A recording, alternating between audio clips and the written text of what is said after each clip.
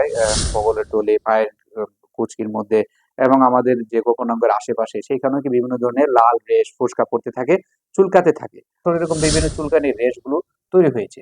এখানে আমরা দেখতে পারতেছেন চুলকার কারণে লাল হয়ে যাইতেছে, চুলকাতে চুলকাতে লাল রেশের মতো হয়ে যাচ্ছে। এরকম লালচে হওয়ার পর পদাও সৃষ্টি হয়, জ্বালাপোড়া করে। এই যে দেখতেছেন যে জ্বালা হয়, চুলকাতে চুলকাতে প্রচুর জ্বলতে থাকে। অনেকের জ্বলে, আবার অনেকের জ্বলে না। আবার কি এরকম ফুলে যায়, জায়গাটা চুলকাতে চুলকাতে ফুলে যায়, পানি।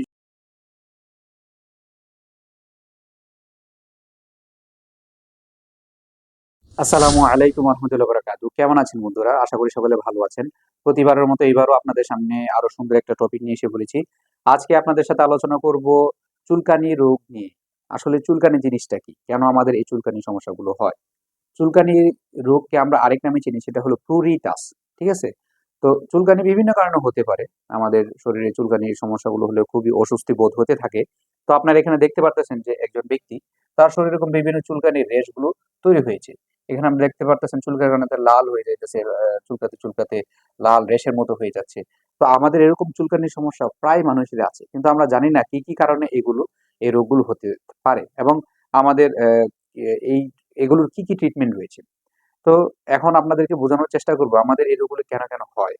যেমন ধরেন আমাদের রোগগুলো বেশি হওয়ার জন্য যে দায়ী, সেটা হলো ব্যাকটেরিয়া, ছত্রাক বা আপনার এই পরজীবীদের আক্রমণের কারণে আমাদের শরীরে বিভিন্ন জায়গায় বগলের টোলে, পায়ের কুচকির মধ্যে এবং আমাদের যে গোপনাঙ্গের আশেপাশে সেইখানেও কি বিভিন্ন ধরনের লাল রেশ, ফোস্কা পড়তে থাকে, চুলকাতে থাকে।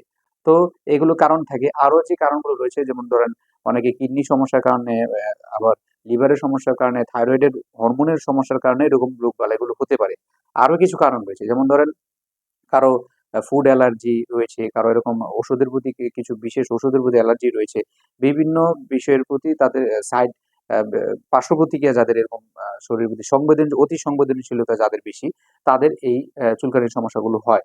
আরো কিছু কারণ রয়েছে, যেমন ধরেন যেসব রোগ যাদের একাধিক রোগ হয়, হাঁপানি, শ্বাসকষ্ট, আমবাত, এগুলো যাদের এরকম সমস্যা, হাঁপানি এবং বিভিন্ন ধরনের চুলকানি জনিত যাদের বংশগত ধারা থাকে, তাদের এই রোগগুলো হয় আর কি। আর হলো এরকম পোকামাকড় কামড়ালে বিভিন্ন ধরনের তাদের ক্ষেত্রে এরকম চুলকানিগুলো সমস্যা হয়। তো বিভিন্ন কারণ থাকতে পারে, বিভিন্ন কারণে চুলকানি হতে পারে। তো আমরা সেই কারণগুলো সিলেক্ট করে এর উপর ভিত্তি করে মেডিসিন সিলেকশন হবে। তো এই চুলকানি হলে এর কি কি সিমটমস গুলো দেখা দেয়, যেমন ধরেন সিমটমস এর মধ্যে রয়েছে জায়গাটা আমরা দেখতে পারি যে লালচে হয়ে যায়। হ্যাঁ, আমরা দেখতে পারতেছেন এখানে, আমরা একে বোঝানোর চেষ্টা করেছি জায়গাগুলো কি এরকম চুলকানির কারণে লালচে হয়ে যাচ্ছে। এরকম প্রদাহ সৃষ্টি হয়, এরকম প্রদাহ কি এরকম লালচে হওয়ার পর প্রদাহ সৃষ্টি হয়, জ্বালাপোড়া করে। এই যে দেখতেছেন যে জ্বালা হয়, চুলকাতে চুলকাতে প্রচুর জ্বলতে থাকে। অনেকের জ্বলে, আবার অনেকের জ্বলে না।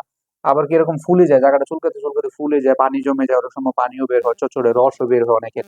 আর কি এরকম শুষ্ক ত্বক খসখসে হয়ে যায়, যাদের এরকম শুষ্ক ত্বক ত্বক রয়েছে তাদের এরকম খসখসে সাদা আঁশটে পড়ে যায়।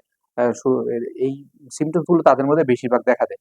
ফোস্কাও পড়ে অনেকের, দেখা যায় চুলকাতে চুলকাতে অনেক সময় অনেকের ফোস্কাও পড়ে যায়। তো অনেকের বেশিরভাগ দেখা যায় যাদের এরকম বয়স বাড়ার সাথে সাথে এরকম বৃদ্ধ হতে থাকে, তখন শরীরে আর্দ্রতার কারণেও এই চুলকানিগুলো হয়।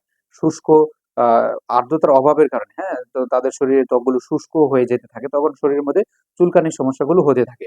তো বিভিন্ন কারণগুলো থাকে।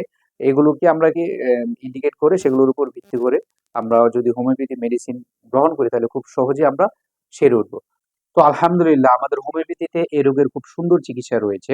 আপনারা যারা বিভিন্ন ভাবে ঘুরে বেড়াচ্ছেন, এর কোনো সমাধান পাচ্ছেন না, আমাদের হোমিওপ্যাথিতে যদি ক্লাসিক্যাল ট্রিটমেন্ট নেন, অবশ্যই আপনি এই রোগ থেকে পরিত্রাণ পাবেন।